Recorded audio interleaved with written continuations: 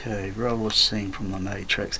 I would have to calibrate this laser projector. I'll probably get a spectrometer.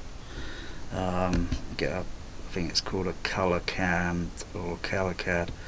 I'm just lowering the ISO here. I mean, if I were to keep the ISO where it is there and put another transfer version on, which is absolutely ghastly and appalling, so like the HDVD, or the Blu-ray and then the later version, Blu-ray 4K, you know, in the same dark sort of thing, it's ghastly, absolutely appalling. But you know, there's the OLED down there, and there's the video projector. You know, the two are not quite, because the color tinting, they've got to be adjusted between, say, like, you know, it's quite a bit to it, because there's backlighting on the OLED, and that also is going to, you know, do things with color balance. I already did some minor adjustment on the laser projector, because I noticed the train lights here were just a little bit way oversaturated, because if you overboost it, it looks appalling. But that's not saying that the versions that are absolutely butchered and messed up, there's no way you can fix it.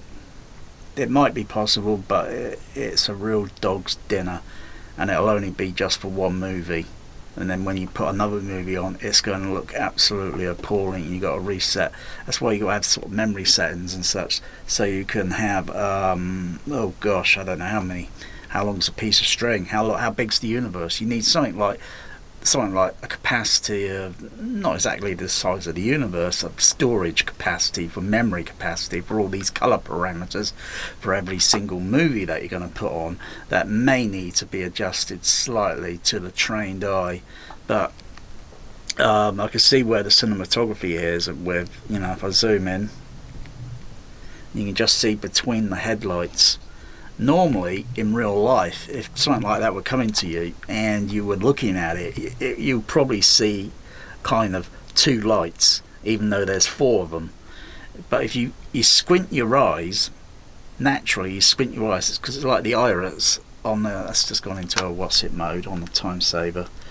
And if you were to squint your eyes, it's just like the iris on a camera, on a DSLR or a SLR camera, and it's the amount of light that's coming into your eyes, going into your noodle, and the image is, you know, back, front, inverted, and upside down, and the noodle corrects all that, doesn't it? Just as it is in cinema, because when you project when film is going in cinema, the film is kind of upside down, it's sort of inverted and such, and then the lens corrects all that, you know, when it's projected, as well as the fan blade that's turning, a free blade that's shutting light on and off, on and off, on and off. And you notice there's no flicker here, because this would be if I adjusted the camera's frame rate, and then you'll see roll bars going down, which is the typical DLP light projection thing. But you know, occasionally you see the color rainbow effect with your eyes,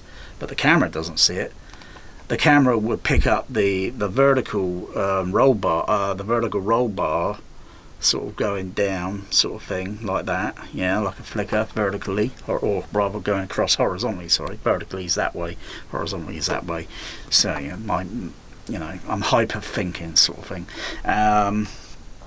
But you look at the color down here and the tint, but that's not what my eye's seeing. Also, the camera that I'm using is also making a slight adjustment, kind of, you know. And when I go up there, you know, it's kind of like got to calibrate your camera and calibrate your because don't forget, at the end of the day, the image up there on the screen is artificial. It's not real film. It's copied from film. It's using the same color balance and so forth. If I were to put the DVD on, it would probably look a little bit different, a little bit more, you know, because Laserdisc is going to have its own line resolution, and DVD is going to have just a slightly more line resolution. But by far the DVD version is, you know, better than the Blu-ray, better than the HDVD, better than the Blu-ray, and better than the Blu-ray 4K in the box. It's a scam, Neo. You've been misled. No, no, it's not true. He's gonna throw up. Yeah. And plus you get the theatrical mix on the AC3 Laserdisc. You know. Hear that, Mr. Anderson? That is the sound of inevitability. Just turn the ISO up a little bit here because it's making everything else look a little bit darkish. Goodbye, Mr. Anderson. You know, you can look at that size image there to that size. Wall to wall. Whoa!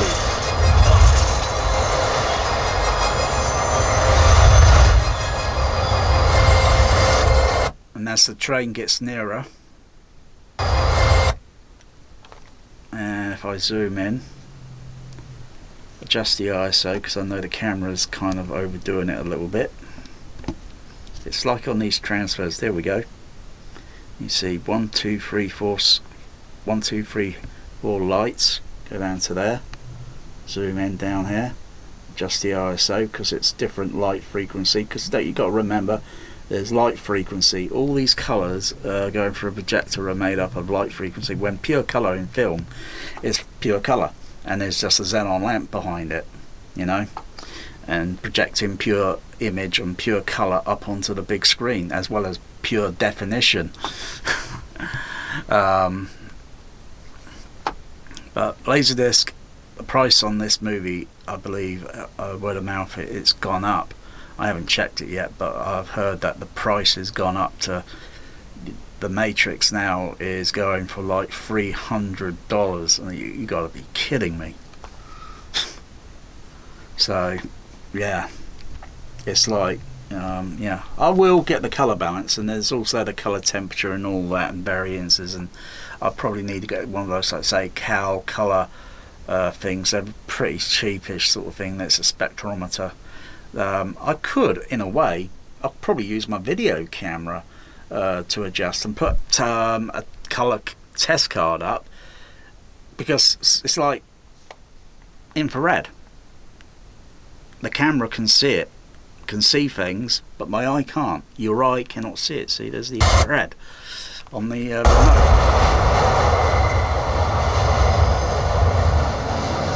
I can see some of the rainbow effect there, just on there. I'm not sure if the camera actually picks it up. I'll play it again because it is kind of curious. I'll just play it again. No, it doesn't kind of repeat twice like lightning. The rainbow effect, I'll just turn the fader down. The rainbow effect is not quite like lightning. It doesn't strike twice. So it's every now and then. It's sort of intermittent. I'll just throw a slight bit of it there, but it doesn't bother me. It doesn't bother me. It doesn't bother me. But you wouldn't see this happening on film in a cinema projection. It just wouldn't happen. It doesn't happen. And all these pure lights and all this and the detail and the lighting, you would see just pure detail. Whereas if, like say, you do a transfer and it goes on the camera, or if you look at if you put any video camera device at any sort of color lighting, such as a white light with a blue filter, normally your eye would register it as blue and kind of white. It would pick out there is some sort of white there, but the camera is going to see three colors, and you got to adjust it so you don't get a mixture of three colors like blue, white and cyan, which is usually typical, and these colors usually appear in all these transfers, and it takes an engineer that knows the craft on how to balance all that out so it doesn't show up, because it is absolutely distracting. Plus it bloats, it is bloated, and it washes out more other detail that's in the image. So there it is, you know. But it is cool just to put this movie on once in a while, you know. You hear someone talking about it, you know, like a couple of days like someone talked about it a couple of days ago, and I thought, I'll just stick it on just for a moment. I might put the DVD region 2 on, and that's only going to be 4% power speed up, so I might upgrade to a region 1 DVD, which was kind of a creme de la creme format disc at the time when it was released, and Laserdisc was just, I think, just months away shy of then being a retired format, which is a bit of a pity, really. See there, the colour there, I'm looking at Morpheus there, the colour here to what I see, I could see a little bit too much purple here on the camera, so the camera is adding a little bit more to the what is on the screen, sort of thing. So this colour here should be a bit more paler blue. The camera's painting it as a slightly deeper blue.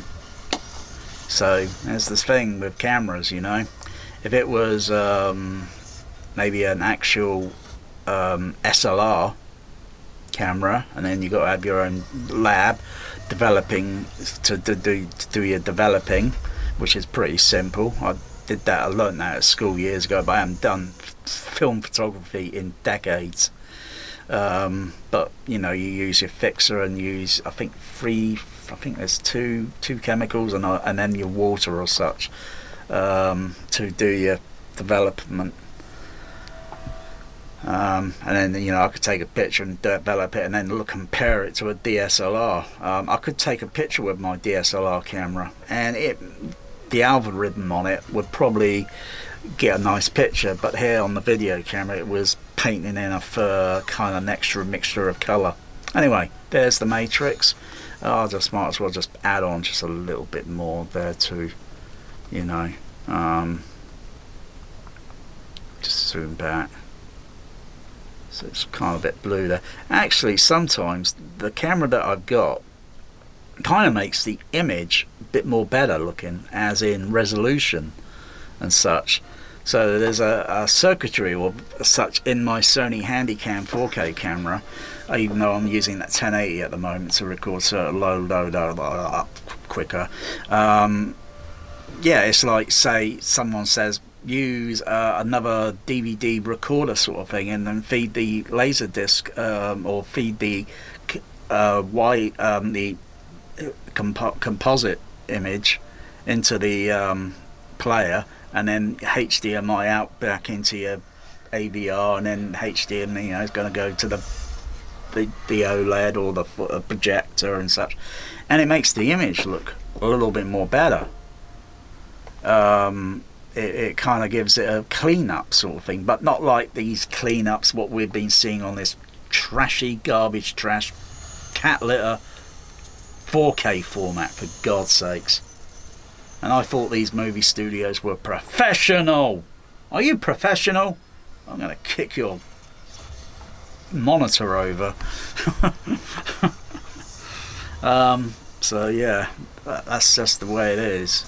Doesn't have to be, but to calibrate all this here, and so the camera registers it as the same, it's doable within a tiny degree, I think. Not totally perfect, because the two at the end of the day, one's a video projector laser and then one's an OLED with a backlighting effect. If I turn the backlighting down on the OLED, I'm sure things are going to look different. I probably don't need so much backlighting, if you know what I mean.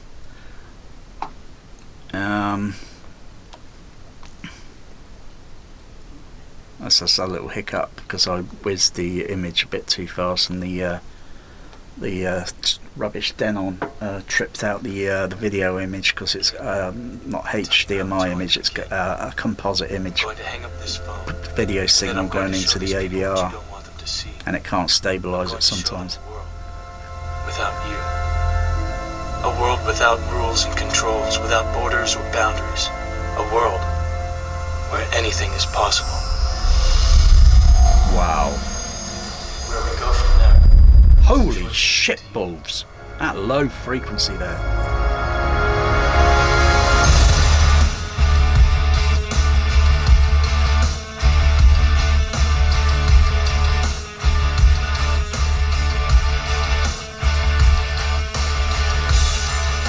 And also things that I see with video cameras. I saw a video the other day on YouTube, and it looked absolutely appalling because some guy's got a very complex shirt on, and you get this kind of shivering effect on his shirt, and when he moves this way, it's like liquid moving because of the pattern complexity on his shirt.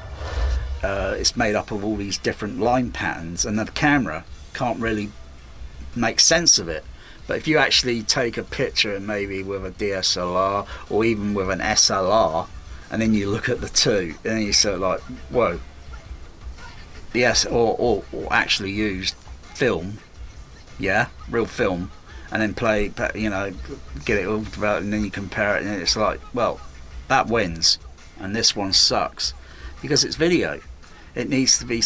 It's got to be calibrated very, very, very, very tightly, and then the parameters are all set and locked, and so you don't have to, you know, do it again, because because our eyes just don't see these things. But sometimes our eye does see things,